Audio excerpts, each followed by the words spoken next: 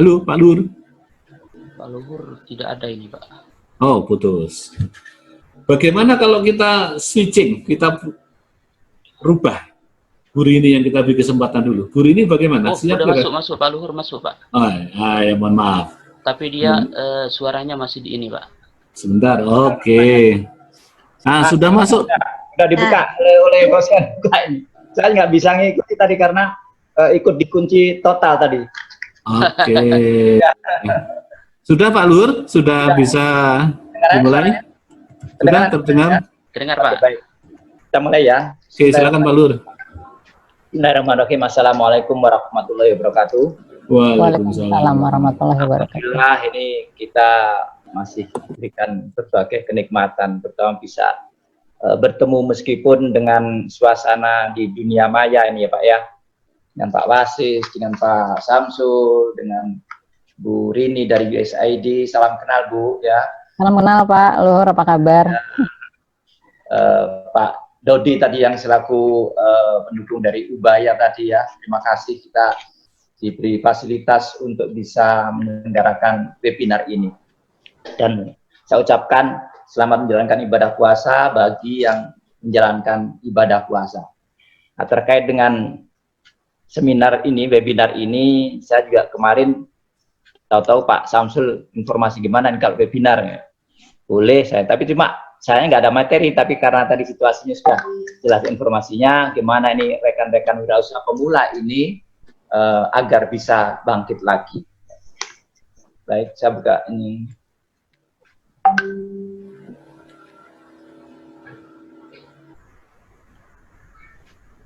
Sudah muncul ini ya? Sudah Pak. Sudah Pak. Oke, baik. Di full screen Pak Lur. Udah? Bikin full screen. Oh, full screen, oke. Ya.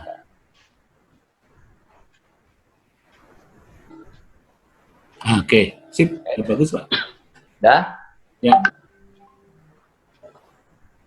Baik, terkait dengan dampak COVID-19 ini ya, kita tahu semua pengusaha, tidak hanya yang besar, kecil pun sampai yang ultramikro ini sangat terdampak. Karena yang paling terdampak sekali memang ultramikro. Kalau kita perhatikan, dulu bisa berjualan di sekolah, tetapi sekarang dengan adanya PSBB, dengan adanya belajar di rumah, ini akhirnya para usaha ultramikro ini juga tidak bisa berjualan. Dan ini tentunya banyak juga di rekan-rekan kami yang penerima program wirausaha pemula. Memang cukup banyak juga ini sebaran wirausaha pemula kita ini mulai tahun 2011 sampai 2019. Ini kurang lebih 22.900-an, hampir 23.000. Ini sudah tersebar di seluruh provinsi ini semua ini. Nah, ini tentunya kondisi-kondisi ini kalau kita perhatikan memang krisis saat ini berbeda dengan krisis di dua krisis sebelumnya 98-99. Tapi ini sangat-sangat luar biasa. Jadi bukan pengaruh ekonomi yang menyebabkan, tetapi justru dari pengaruh kesehatan akhirnya berdampak ke seluruh aktivitas. Ini kalau kita perhatikan sebarannya ya.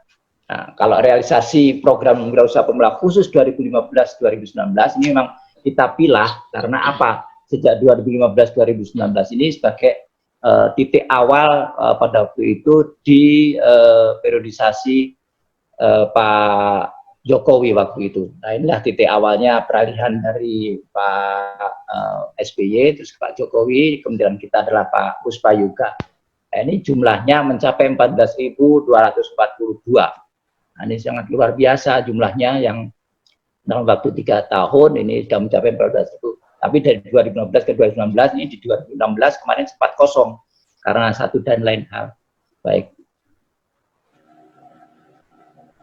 Nah, ini sebarannya dari mulai tahun 2017 karena 2016 kosong, 2017. Nah, sejak 2017 kami mencoba memilah-milah kepada penerima bantuan ini dari sisi jenis kegiatannya atau komoditas yang dikelola. Nah, ini ternyata yang paling besar di sini adalah kuliner. Kuliner ini 54% atau 3.183.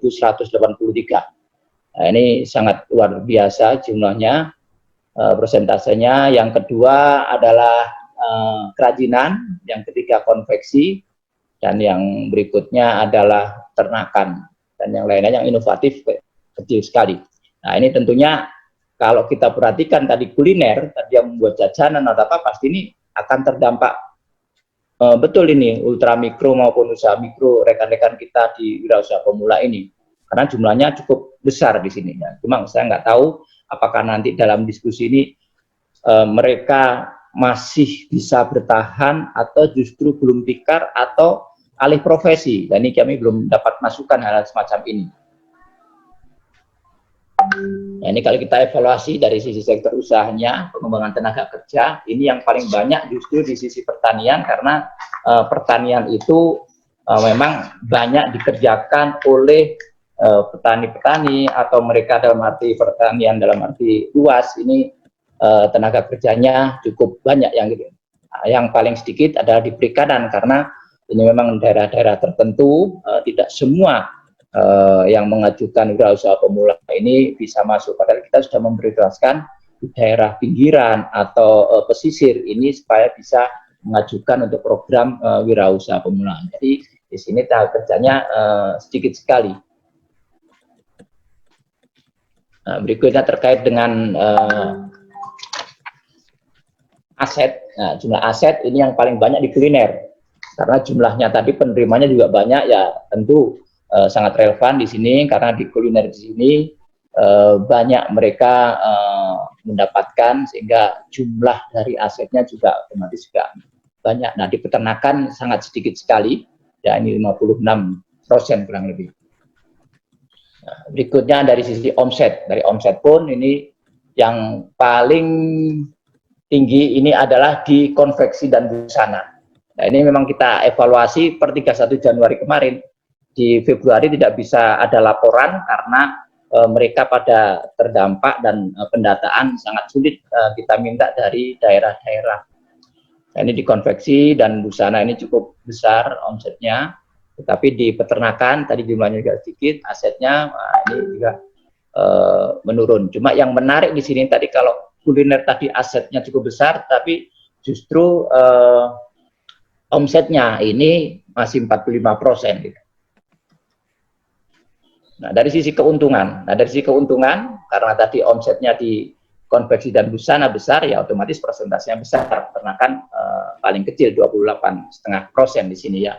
Jadi ini kita mengevaluasi di sini pada mereka-mereka sebelum menerima program bantuan wirausaha pemula dan sesudah menerima program bantuan wirausaha pemula, karena mereka kita pantau sehingga perkembangannya bisa kita ikuti. Tapi dalam evaluasi ini memang belum detail sampai dalam artian bagaimana cash flow-nya, ini yang belum kita pelajari ke arah sana, karena kita juga memahami keterbatasan mereka dikarenakan ada yang melakukan pencatatan, tetapi ada juga yang tidak melakukan pencatatan.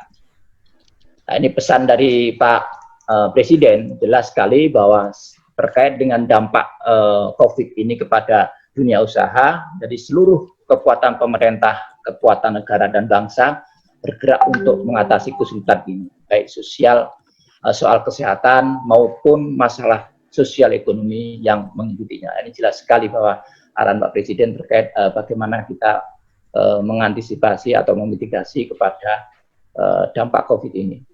Nah, ini statement Pak Menteri kita bahwa pandemi COVID-19 berpotensi berdampak secara ekonomi terhadap keberlangsungan koperasi, usaha mikro, kecil, dan menengah.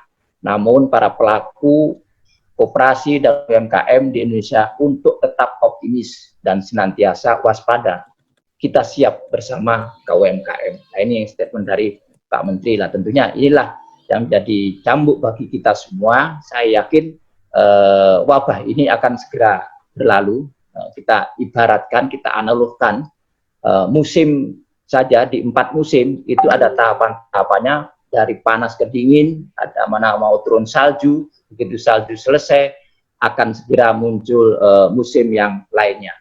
Nah, yakinlah bahwa pandemik ini akan segera berlalu. Nah, prediksi dari dampak COVID ini, yang jelas pasti akan terjadi PHK. Nah, kita nggak tahu kalau di wirausaha pemula ini ada yang karyawannya 1, tapi mudah-mudahan sampai sekarang saya harapkan rekan-rekan penerima WP ini masih bisa mempertahankan karyawannya. Yang kedua, akhirnya kebangkrutan. Karena apa? Produk-produknya sudah diproduksi, tidak bisa dijual, ya akhirnya dampaknya berikutnya adalah pasti akan kemiskinan meningkat. Banyak keluarga miskin baru yang bermunculan ini. Yang setelah kita lakukan video conference dengan provinsi kabupaten kota ini banyak yang meningkat. Pengangguran pun meningkat. Nah, akhirnya apa? Daya beli masyarakat juga menurun. Ini kalau mereka adalah anggota koperasi, otomatis kinerja koperasinya juga menurun. Inilah dampak yang kita prediksi yang terjadi saat ini. Nah, bagaimana tips penanganan bagi UMKM yang terdampak ini? Nah, ini kita mencoba memilah-milah, memang kita mencoba dengan rekan kami dari LLP, ya, kita proses bersama bahwa yang pertama yang perlu dilakukan kepada rekan-rekan wirausaha pemula ini adalah tinjau kembali proses bisnis Anda. Hitung efisiensinya, kira-kira bagaimana, masih efisien enggak ini usaha-usaha yang Ibu Bapak kelola. Hitung aset flow-nya, ini sebagai kekuatan likuiditasnya, karena tanpa perhitungan aset atau likuiditas ini nanti akan mengalami kesulitan, Anda tidak bisa memprediksi. Nah, setelah itu semua bisa dihitung, nah ini apakah masih tetap melanjutkan bisnisnya sedang berjalan, atau mau dimodifikasi, atau diversifikasi usaha, atau suatu proses bisnis baru. Nah, ini harus kita cermati di situ. Misalnya sekarang tidak sedikit yang kita jumpai karena masker yang sangat dibutuhkan, banyak UMKM yang beralih, yang sebelumnya mungkin bukan, kalau penjahit mungkin masih ada relevansinya, tapi ada yang kuliner pun yang dia bisa menjahit akhirnya memproduksi masker. Yang kedua tahapnya adalah identifikasi kebutuhan basis pelanggan.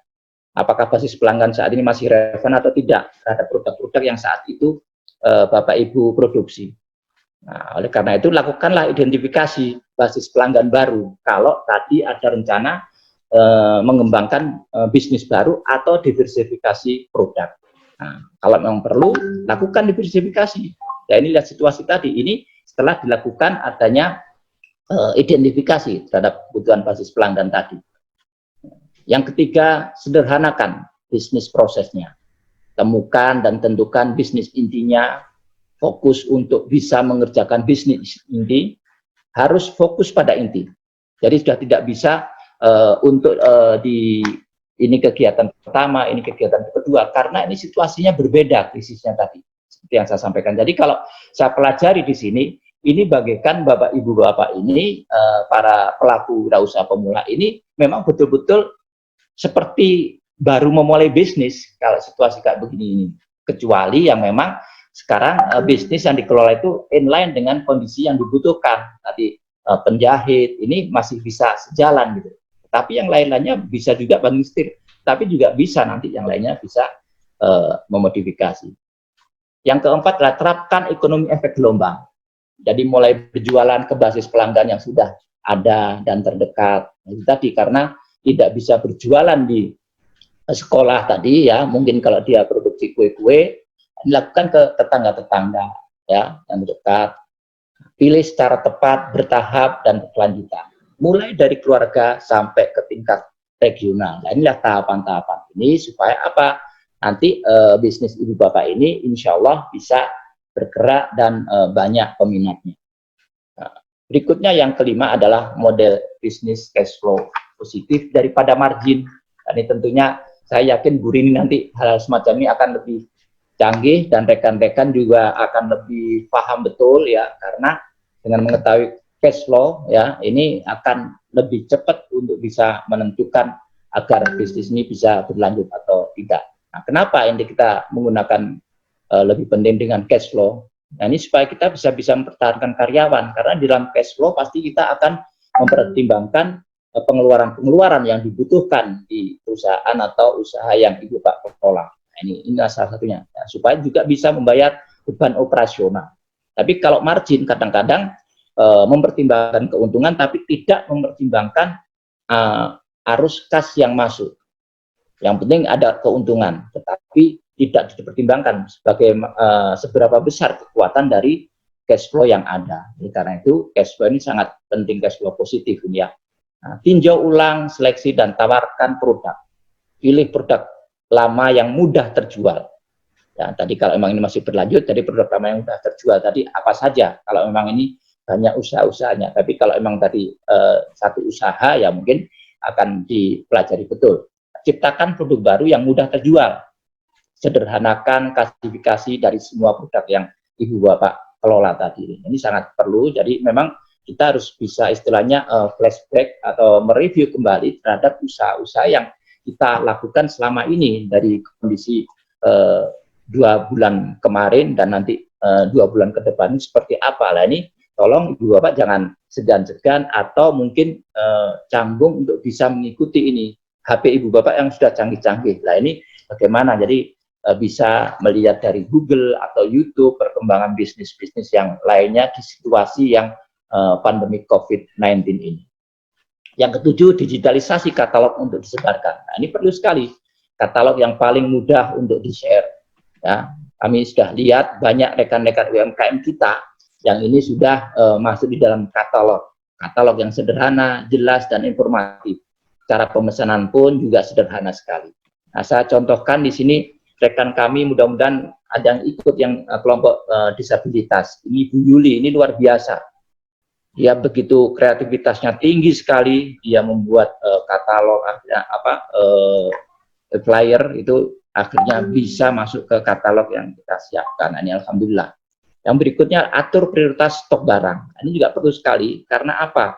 Dengan kebijakan PSBB, physical distancing di sini ya tentunya kita tidak boleh sembarangan bergerak sana kemari karena kita bisa bergerak tapi di titik-titik tertentu tertutup sehingga kita akan mengalami kesulitan untuk stok barang ini. Fokus untuk stok barang yang laku saja. Dan ini pun kalau bisa ya jangan karena harus menstok barang jangan sampai berlebihan karena banyak rekan-rekan pengusaha kita yang juga memerlukan. Jadi hal semacam inilah yang tentunya logika berpikir kita jangan berpikir untuk menguntungkan diri sendiri, tapi pikirkanlah kepada rekan-rekan yang lainnya yang mungkin mempunyai produk yang sama, bahan baku yang sama.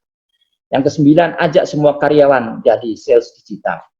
Nah, saya yakin tadi kalau para pelaku ini, Ibu Bapak ini yang punya usaha, punya karyawan 1 atau 2 orang, coba mereka juga sebagai sales digital kita, sehingga usahanya kolektif untuk menjual bersama-sama produk unggulan yang telah Ibu Bapak kelola. Digital marketing bisa menyelamatkan usaha Anda. Nah, ini saya dari hasil Fitcon dengan rekan-rekan di provinsi-provinsi, ini banyak surat edaran ya, bagaimana para pelaku-pelaku usaha mikro kecil dan menengah ini diajak untuk bisa membelanjakan atau memasarkan produknya secara online. Dengan demikian kalau secara online otomatis akan muncul mekanisme pengirimannya, yaitu rekan-rekan kita usaha kecil tadi, yaitu rekan-rekan kita ojek yang ojek online. Nah, ini kan akhirnya bisa hidup sehingga kita saling bisa menghidupi. Nah, ini digital marketing sangat perlu karena ini betul-betul kita tidak bisa bertemu atau mengurangi pergerakan atau PSBB ini, makanya kondisi digital marketing pemasaran melalui online ini sangat diperlukan. Yang ke-10, beri insentif untuk karyawan yang terbaik. Nah, kalau tadi punya karyawan tadi mempunyai nilai lebih, nah ini tolong diberikan penghargaan karena ini suatu motivasi bagi mereka supaya apa? Dia juga akan terpacu untuk bisa memasarkan produk yang Ibu Bapak produksi. Hargai semua orang yang berkinerja tinggi. Hargai semua upaya bagus dalam situasi keadaan seperti ini. Karena tidak sedikit banyak perusahaan-perusahaan yang kadang-kadang memikirkan dirinya sendiri sehingga karyawan tadi tidak dipikirkan. Nah, ini saya kira perlu kedekatan antara pemilik usaha dengan karyawan-karyawan yang Ibu Bapak bangun selama ini. Yang ke-11 yang tidak kalah pentingnya adalah bangun jaringan usaha. Kenapa ini pada situasi kayak begini perlu ada bangun jaringan usaha? Kita ibaratnya bagaikan sapu lidi. Kalau sapu lidi itu satu, itu mudah patah. Tetapi kalau digabung dalam bentuk sapu, itu sulit dipatahkan. Nah, dalam hal ini saya sampaikan karena tadi banyak para pemula tadi, yang ada yang di kuliner, ada yang di kerajinan, ya, yang pengolah-pengolah produk makanan. Nah, ini tentunya mungkin ada kesamaan-kesamaan bahan baku yang dikelola, bahkan produksinya. Oleh karena itu, di sesama jenis produk upayakan dalam satu brand name. Hal ini misalnya ada produk olahan dari jagung yang dibuat mungkin dibuat semacam keripik atau camilan kecil yang sama di rekan-rekan di Gorontalo, mungkin di yang daerah-daerah penghasil jagung, pasti kan mempunyai kesamaan di situ. Nah, kalau kesamaan tadi itu dibangun secara bersama-sama, bangun jaringan usaha, ini akan bagus dan di situ akan saling melengkapi. Di samping itu, ini juga akan menghemat biaya logistik. Karena apa? Katakanlah ini Bapak Ibu yang punya produk yang sama, saya bilang tadi produk jagung tadi, ya, di dalam bentuk camilan yang hampir sama tadi. Kalau ada pemesanan mungkin di daerah Kalimantan, nah, sementara di Kalimantan itu ada yang mungkin di katakanlah di Banjarmasin, nah, hanya satu orang. Nah, sementara kan bisa diproses di situ. Nah, brand name ini sangat penting, perlu, karena apa? Inilah produk yang sama. Nah, demikian juga nanti ke tempat yang lain, sehingga ini juga akan saling mengisi. Di samping itu juga saling menghidupkan dan akan saling memperkuat. Jadi bangun jaring usaha ini sangat diperlukan kita dalam berbisnis. Kita ini tidak bisa hidup sendiri. Manusia sejak lahir sampai meninggal pun selalu ada yang menolong. Ibu bapak lahir ditolong oleh bidan. Ya. Singkat cerita, sampai meninggal pun juga ditolong orang lain. Nah, inilah bangun jaringan usaha ini perlu kita kembangkan. Nah, kalau sekarang belum muncul, ya tolong diberikan, dibangun ini jaringan usahanya. Jangan merasa bahwa nanti saya tersaingi, tidak. Insya Allah, Allah akan memberikan rezeki sesuai porsinya. Nah, terkait dengan itu, kita dari kementerian juga ada strategi komunikasi dan narasi yang terkait dengan ini semua. Tujuannya adalah membantu pelaku UMKM dengan informasi yang tepat dan cepat tentang kebijakan pemerintah. Ini sangat perlu sekali, memotivasi kepada Ibu Bapak. Nah, ini termasuk salah satu cara sebenarnya kita dengan Pak Samsul, dengan rekan-rekan komunitas itu juga sudah saling berkomunikasi ini untuk pelaksanaan ini kepada rekan-rekan ini, kira-kira bagaimana langkah-langkahnya. Nah, terkait itu ada penyusunan strategi komunikasi dan narasi untuk komunikasi harian via media, penyusunan narasi yang sejalan dengan strategi komunikasi pemerintah. Jadi kalau ada program-program pemerintah, kita juga sampaikan. Tempo hari kita juga dengan kawan-kawan BPKL, pendamping PLUT, dengan Pak Samsul, dengan Pak Baskoro, Pak Cahyadi, kita juga sudah saling berinteraksi melalui video conference. Penyusunan strategi, paying komunikasi siap bersama KUMKM, pembuatan materi, ini contohnya, ya, saatnya menggerakkan semua pihak untuk tetap mendukung UMKM. Mengapa? UMKM adalah pahlawan ekonomi terdepan untuk menggerakkan bangsa saat kita di rumah saja. Nah, ini salah satu upaya-upaya kita. Di samping itu juga ada belanja produk. Ya, banyak produk ini salah satu cara juga bagaimana kita untuk bisa untuk memberikan motivasi kepada rekan-rekan para pelaku usaha.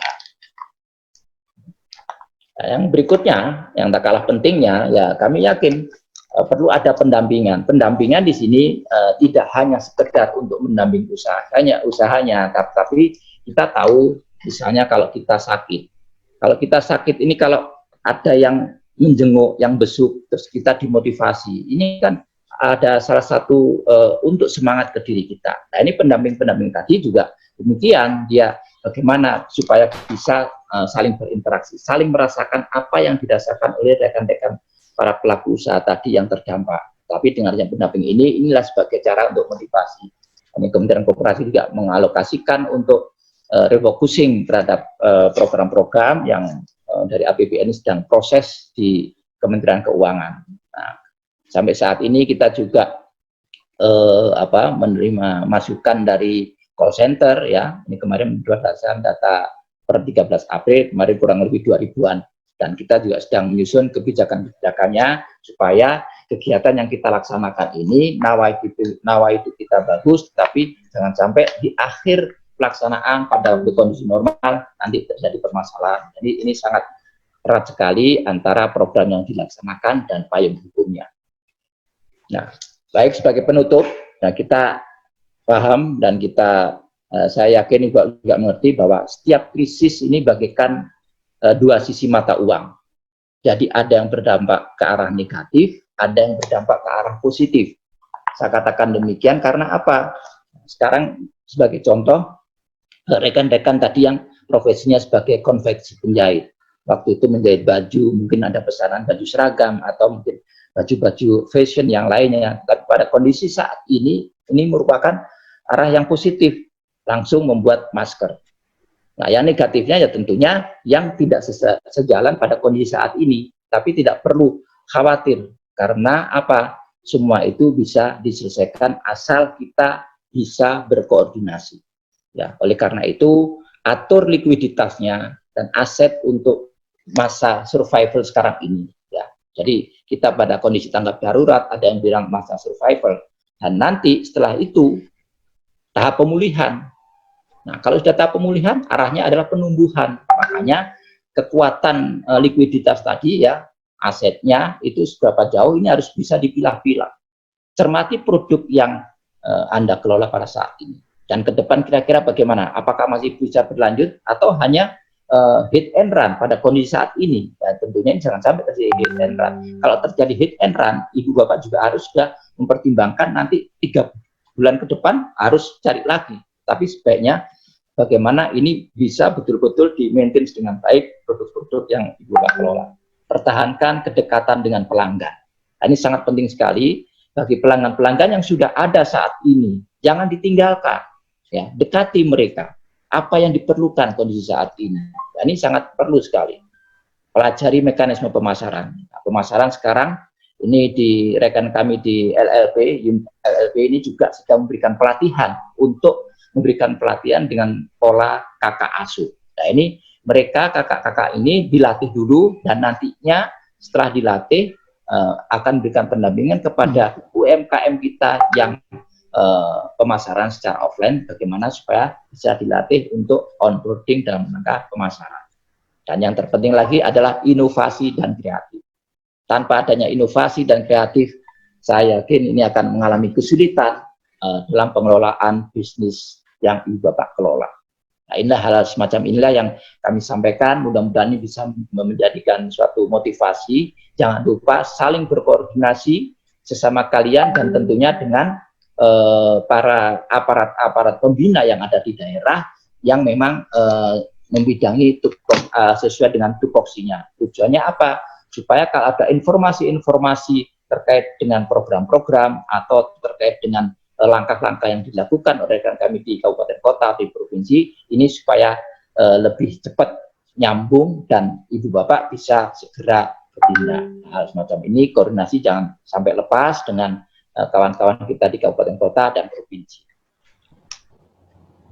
Baik, kalau ini saya titipkan bahwa sesungguhnya di dalam kesulitan ada kemudahan. Sesungguhnya di dalam kesulitan ada kemudahan. Insya Allah Ibu Bapak bisa melalui pandemi COVID ini bisa dengan baik dan nanti secara bertahap langkah pemulihan pun berjalan dan insya Allah akan tumbuh normal sebagaimana sebelum adanya pandemi COVID. Sekian, billahi taufiq wal hidayah. Assalamualaikum warahmatullahi wabarakatuh. Waalaikumsalam warahmatullahi wabarakatuh. Terima kasih Pak Luhur sudah menyampaikan paparan dan hemat waktunya Pak. Lumayan ini kita punya waktu cukup untuk tanya jawab Pak Luhur ya. Baik, silakan. Oke, saya